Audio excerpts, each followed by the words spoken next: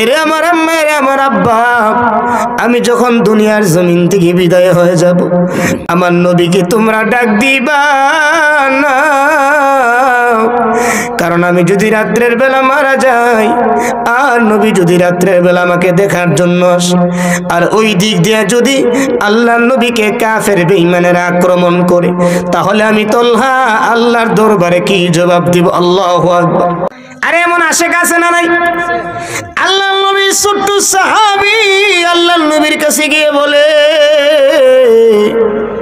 ও আল্লাহর নবী, আমি আপনাকে বড় মহব্বত করি, ভালোবাসি গো নবী।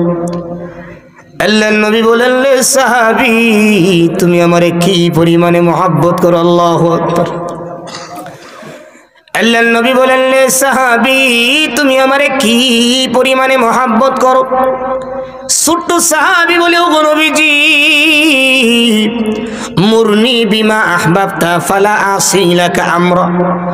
ও গো নবীজি, আপনি আমাকে যা আদেশ করেন আমি তাই করব, ফালা আসিলাকা আমরা, আপনার আদেশের অবাধ্য হব না। সুবহানাল্লাহ।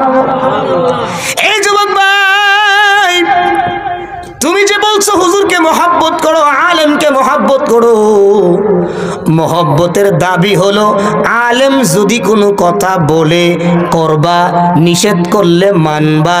কথা বলেন ঠিক না বেটি? এটা হলো প্রকৃত মহব্বত। আল্লাহর নবীর কাছে গিয়ে বলো, নবী, আমি আপনাকে বড় মহব্বত করি গো নবী। আল্লাহর নবী বলেন, রে সাহাবী, তুমি আমারে কি পরিমাণে মহব্বত করো? আল্লাহর নবীর সাহাবী, ছোট্ট সাহাবী বলে, নবী, মুরনি বিমা আহবাবতা ফালা আসিলাকা আমরা।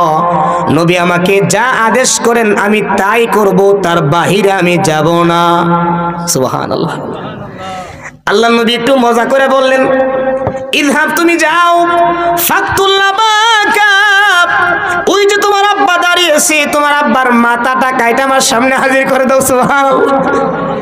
আল্লাহ নবী একটু মজা করে বললেন, ওই যে তোমার আব্বা দাঁড়িয়ে আছে, তোমার আব্বার মাথাটা কাইটা তুমি আমার সামনে হাজির করে দাও। আল্লাহ নবী কথা বলার সাথে সাথে আল্লাহ নবীর সাহাবী একটা দৌড় মারল। সুবহানাল্লাহ। আল্লাহ নবী বলেন, লে সাহাবী, তুমি থামো থামো। এখনো এমন যুবক আছে, আলেমরা যে আদেশ দেয় দৌড় মারা সে আদেশ পালন করে, আছে না নাই? আছে না নাই? আল্লাহ নবী সাহাবী দৌড় মারল। আল্লাহ নবী বলেন, রে সাহাবী, তুমি থামো রে, আল্লাহ আমাকে দুনিয়াতে এই জন্য পাঠান নাই আমি বাবা এবং সন্তানের সম্পর্ককে বিচ্ছিন্ন করে দেব। আমার আল্লাহ আমাকে দুনিয়াতে এই জন্য প্রেরণ করেছেন যে আমি বাবা এবং সন্তানের সম্পর্ককে বজায় রাখার জন্য। এরে সাহাবী তলহা, তুমি যেরকম আমি নবীকে মহব্বত করো, ওয়া আইজান উহিব্বুকা হুব্বান জাম্মা, আমি নবীও তোমারে ওই পরিমাণে মহব্বত করি। সুবহানাল্লাহ। ইমাম সাহেব দেখেন বলবো, যুবক ভাই, তুমি যেন আমার কথা মানছো, তুমি আমারে মহব্বত করো, যা আমিও তোমার দিল থেকে মহব্বত করলাম। সুবহানাল্লাহ। মহব্বত করলে লাভ কি? ইমাম যেদিন হাসরের ময়দানে জান্নাতে যাবে, ওই যুবককে উনি সাথে নিয়ে জান্নাতে যাবে।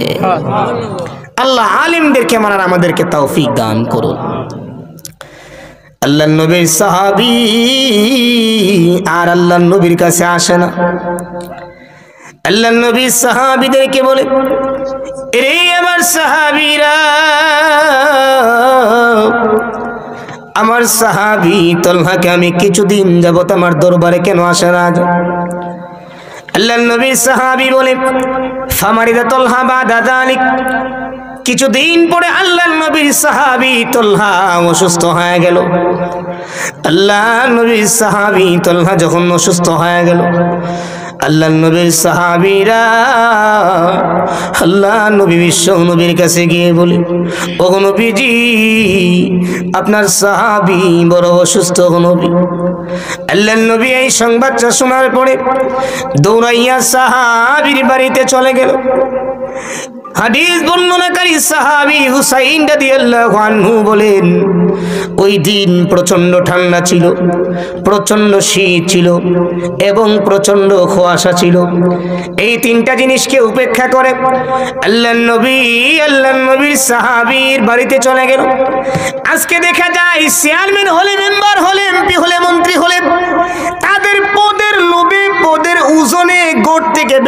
সময় পায় না। কথা বলেন ঠিক না বেঠিক? আল্লাহর নবী কত বড় নেতা ছিলেন।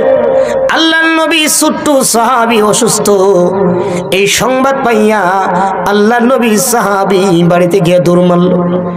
দেখবেন আজকের ইমাম সাহেবেরা যদিও তাদের বেতন কম, যদিও এলাকায় তাদের মূল্যায়ন কম, যাকে আপনি সম্মান কম দেন, ইমাম সাহেব আপনি যখন অসুস্থ হন সবার আগে দেখবেন ইমাম গিয়ে আপনার বাড়িতে হাজির। যখন অন্য মুসল্লি থেকে শুনবে আব্দুর রহমান ভাই অনেক অসুস্থ, ইমাম সাহেব নামাজ ফিরাইয়া মুসল্লিদের কাছে বলবে, রে মুসল্লি ভাইরা, আমার আব্দুর রহমান মুসল্লি বড় অসুস্থ, দোয়া করবা। এরে ভাই, চিনলা না, আপনকে চিনলা না? তোমার আমার জন্য সবচাইতে আপন হলো আমার নবী, তারপরে সবচাইতে স্টেপ বাই স্টেপ আপন হলো উলামায়ে কেরাম। আল্লাহর নবী সাহাবীর বাড়িতে দৌড়াইয়া চলে গেল। সাহাবীর বাড়িতে গিয়ে দেখলেন আল্লাহর নবীর সাহাবীর অবস্থা বেশি ভালো না। আল্লাহর নবী যতটুকু বুঝলেন, আল্লাহর নবীর সাহাবী বেশি দিন দুনিয়ার জমিনে বাঁচবে না। আল্লাহর নবী তলহার আব্বাকে বলে, এলে তলহার আম্মা, এরে তলহার আব্বা, আমি নবীর মনে হয় আমার সাহাবী তলহা বেশি দিন বাঁচবে না। রে তলহার আম্মা, তলহার আব্বা,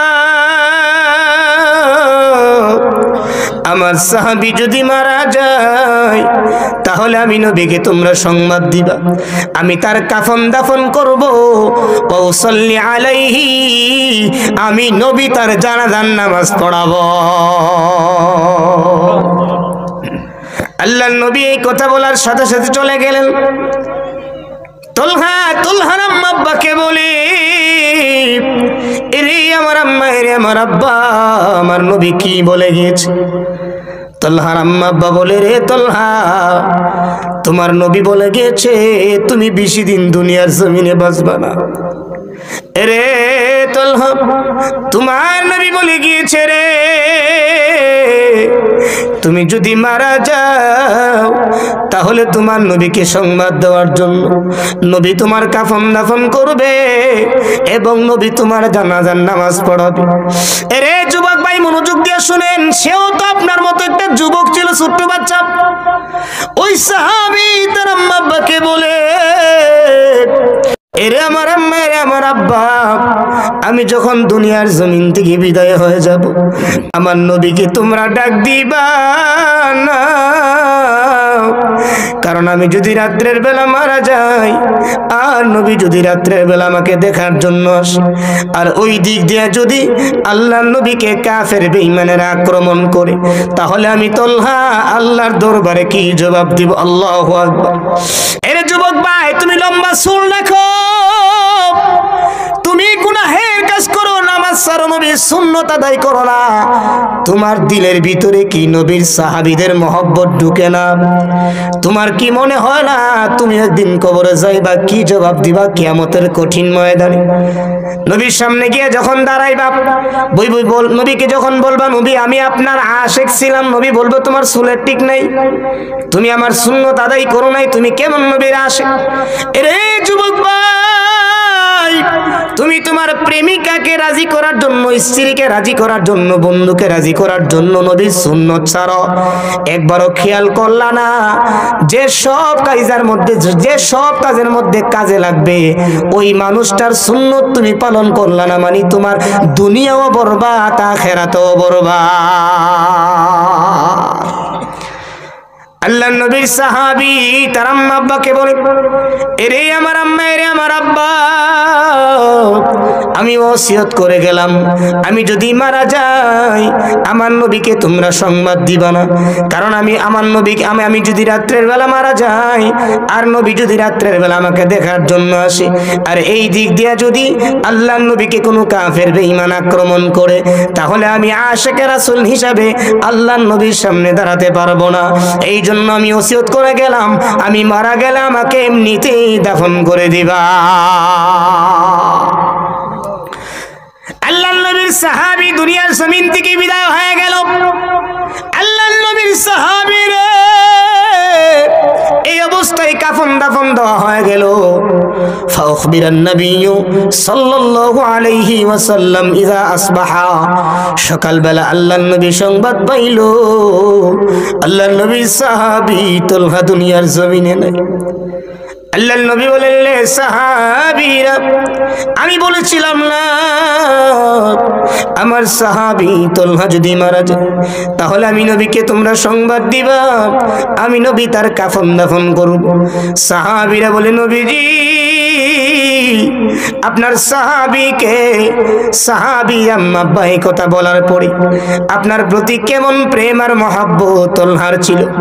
আপনার সাহাবী বলে, এরে আমার আম্মা, এরে আমার আব্বা, আমি জানি নবী আমার জানাজার নামাজ পড়ালে, আমার কাফন দাফন করালে, আমার কবরটারে আল্লাহ জান্নাতের বাগান বানায় দিন। তবে আমি ইচ্ছা করতেছি যদি আমি রাতের বেলা মারা যাই, আর যদি রাতের বেলা নবী আমাকে দেখার জন্য আসে রে, আর নবীর উপর যদি কোনো বেঈমান কাফের আক্রমণ করে, তাহলে আমি নবীর কাছে কি জবাব দেব? সুবহানাল্লাহ। এই কথা বলার সাথে সাথে আল্লাহর নবীকে সাহাবীরা বলে, নবী গো, এই জন্য আপনার সাহাবী বলে গিয়েছেন আপনাকে যেন ডাক না দেওয়া হয়। আল্লাহর নবী এই সংবাদ পাওয়ার পরে সাথে সাথে দৌড়াইয়া সাহাবীদেরকে নিয়ে সাহাবীর কবরে চলে গেল। আল্লাহ নবী সাহাবীদেরকে নিয়ে ওই সাহাবীর কবরে চলে গেল। গিয়ে আল্লাহকে বলল, মালিক, তুমি আমার তলহার সাথে এইভাবে সাক্ষাৎ করবা যেন আমার সাহাবী তলহা তোমাকে দেখে একটা হাসি দেয়, এবং তুমি আল্লাহ যেন আমার সাহাবীকে দেখে একটা হাসি দাও। সুবহানাল্লাহ।